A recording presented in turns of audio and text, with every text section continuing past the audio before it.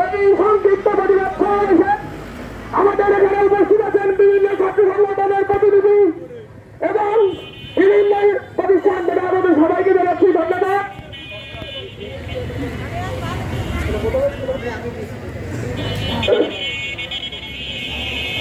এবার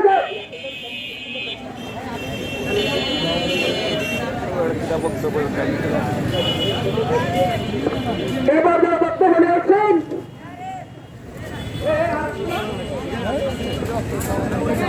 ছাত্র প্রতিনিধি বাসুদুর রহমান।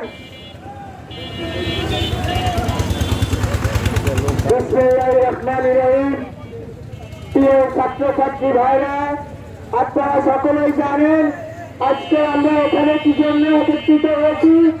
আমি শুধু আপনাদের মাধ্যম দিয়ে একটি কথা বলতে চাই, খুনি হাসিনাকে আমরা যারা বিদায় করেছি, আজকে এই যে যারা হামলা মামলা বিভিন্ন রকম চাঁদাবাজি সন্ত্রাসী করছে, আমি তাদেরকে বলতে চাই খুনি হাসিনার মাধ্যমে আমরা যেরকম বিদায় করেছি আপনাদের এই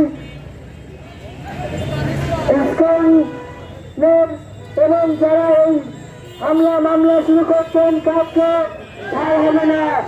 খুনি হাসিনার এর থেকে বাহিনীদেরকে আমরা যেরকম বাংলাদেশকে বিদায় করেছি, ইসলামকে আমরা বিদায় করে আমরা ঘরে ফিরব ইনশাআল্লাহ।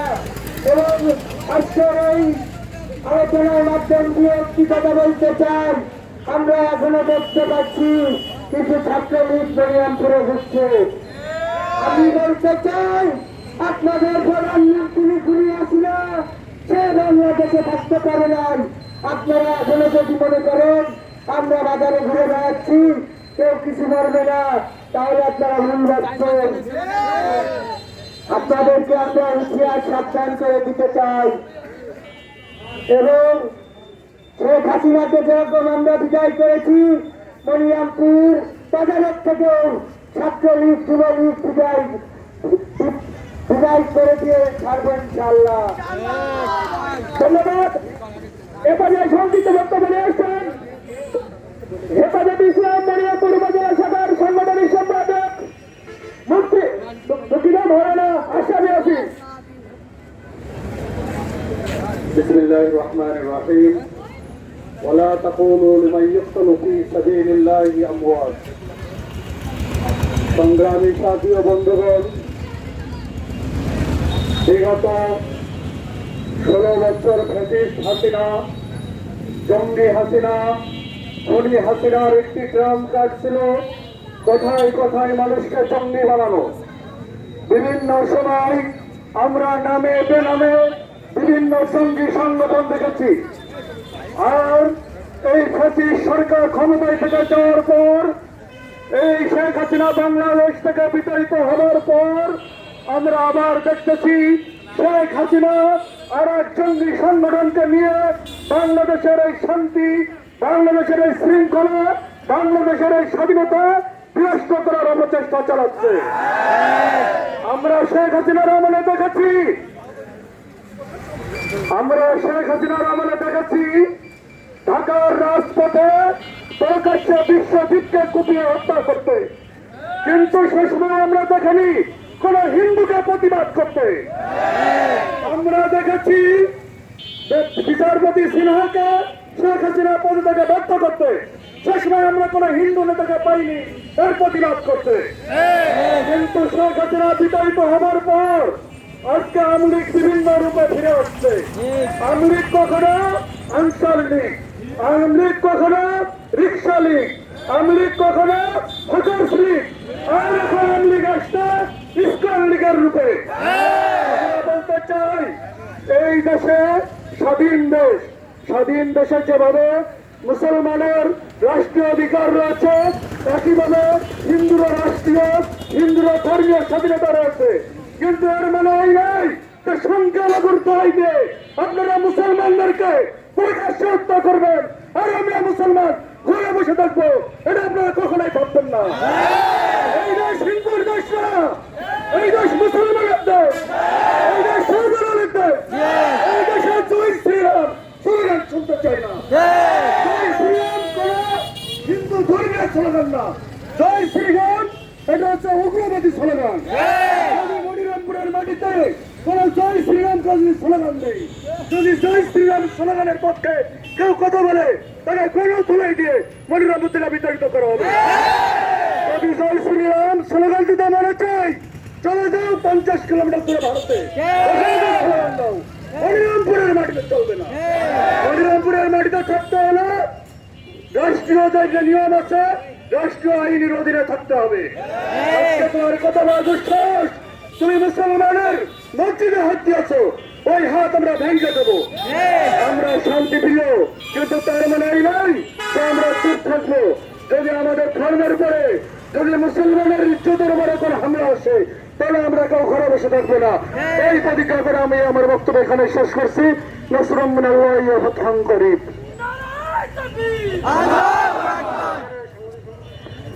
এবারে সংক্ষিপ্ত আলোচনা নিয়ে আসছেন গণ অধিকার পরিষদের পক্ষ থেকে ছাত্র অধিকার পরিষদের গণ অধিকারের অঙ্গ সংগঠন ছাত্র অধিকার পরিষদ মির্জাপুর উপজেলা শাখার সাংগঠনিক সম্পাদক শিবলি সাদিক নাইম ভাই।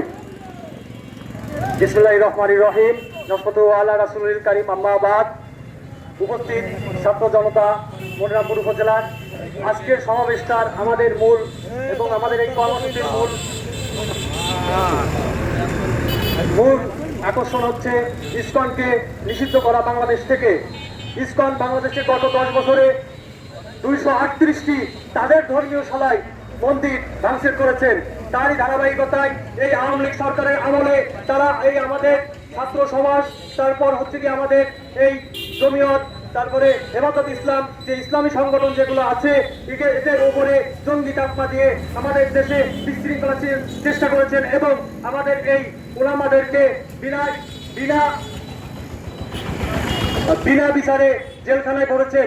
এর আমরা দেখেছি, তাছাড়া দেখেছি আমরা ইসকন এই বর্তমান সময়ে যে কার্যক্রম শুরু করেছে সেটা দেশ বিরোধী এবং এই যে চিন্ময় কৃষ্ণ যে কার্যক্রম শুরু করেছে আমরা দেখেছি। সে দেশ বহির্ভূত কাজের জন্য তাকে গ্রেপ্তার করা হয়েছিল, কিন্তু সেই ইসকন সংগঠনের বহিষ্কৃত নেতা ছিল 1 বছর আগে। সেই 1 বছর আগের বহিষ্কৃত নেতাকে নিয়ে এই দেশে বানচাল শুরু করেছে এই ইসকন সংগঠন। এই ইসকন সংগঠনকে আমরা বাংলাদেশ থেকে নিষিদ্ধ করতে চাই। নিষিদ্ধর জন্য ছাত্র জনতা আজকে জেগেছে এবং আমাদের মনিরামপুরের ছাত্র জনতাও আজকে জেগেছে। এই বলে আমি আমার সংক্ষিপ্ত বক্তব্য শেষ করছি। ধন্যবাদ মনিরামপুর ছাত্র জনতাকে এবং গর্জে ওঠার জন্য আমি আবার মনিরামপুর ছাত্র জনতাকে আওয়াজ তুলছি। ধন্যবাদ সবাইকে। ধন্যবাদ। এই পর্যায়ে বক্তব্য নিয়ে আসছেন ছাত্র জমিয়ত প্রতিনিধি যশোর জেলা শাখার সদস্য সচিব জনাব তালহামিন রফিক ভাইকে। আলহামদুলিল্লাহ ওয়া কাফা ওয়া সালামুন আলা ইবাদিহিল্লাযিনা ইসতাফা, আম্মা বাদ। সম্মানিত উপস্থিতি, আমরা সকলে অবগত আছি যে জুলাই আগস্টের বিপ্লবে এই দেশ থেকে ফ্যাসিস্ট হাসিনা, জঙ্গি হাসিনা বিদায় নিয়েছে ঠিকই, কিন্তু তার হাতে পালা জঙ্গি সংগঠন ইসকন তারা আজ বিভিন্নভাবে বিশৃঙ্খলা করার চেষ্টা করতেছে। এই হাসিনা ইসকন হারিয়ে গেছে। এই ইসকন আজ আমার মুসলিম আইনজীবী ভাইয়ের কুপিয়ে প্রকাশ্যে হত্যা করেছে।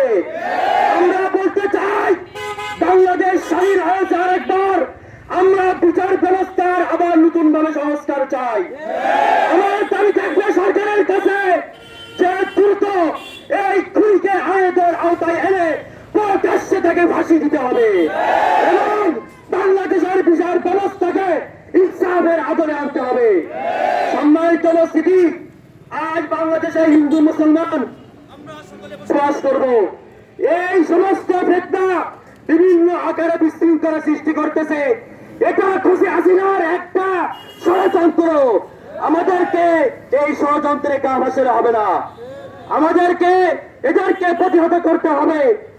আমি হিন্দু ভাইদেরকে বলতে চাই, এইটা স্বাধীন দেশ, মুসলমানদের থাকার অধিকার আছে। আপনারাও রাষ্ট্রীয় বিধান মেনে এই দেশে বসবাস করবেন, আমাদের কোনো সমস্যা নেই। কিন্তু যদি আপনারা রাষ্ট্রীয় অধিকার লঙ্ঘন করে আমাদের মুসলমান ভাইদেরকে কুপিয়ে হত্যা করবেন, শাহাদাত করবেন, আমরা এটা গৌরব বরদাস্ত করব না। পরিশেষে আমি প্রধান উপদেষ্টার কাছে আবেদন রাখতে চাই, এই খুনিকে দ্রুত অবিলম্বে বিচারের আওতায় আনুন এবং একে প্রকাশ্যে ফাঁসির ব্যবস্থা করুন। এই কথা করে আমি আমার বক্তব্য এখানে শেষ করছি। আলহামদুলিল্লাহ রাব্বিল আলামিন। ধন্যবাদ। এবারে সংক্ষিপ্ত আলোচনা নিয়ে আসছেন যুব আন্দোলন মনিরামপুর উপজেলা শাখার সাংগঠনিক সম্পাদক হাফেজ মাওলানা আব্দুল সালাম ভাই। সংক্ষিপ্ত আলোচনা করার জন্য বলছি। আলহামদুলিল্লাহ, আজকের এই প্রতিবাদ সমাবেশের আমার সম্মানিত স্নেহের ছাত্র বা জনতা, এই মনিরামপুর শাখা কর্তৃক আজকের এই ছাত্র জনতার আজকের এই প্রতিবাদ সমাবেশের সকলকে আন্তরিক শুভেচ্ছা জানাই। ইসলামী যুব আন্দোলন বাংলাদেশ মনিরামপুর থানা শাখা ভাই, আজকে আমরা যে জন্য এখানে উপস্থিত হয়েছি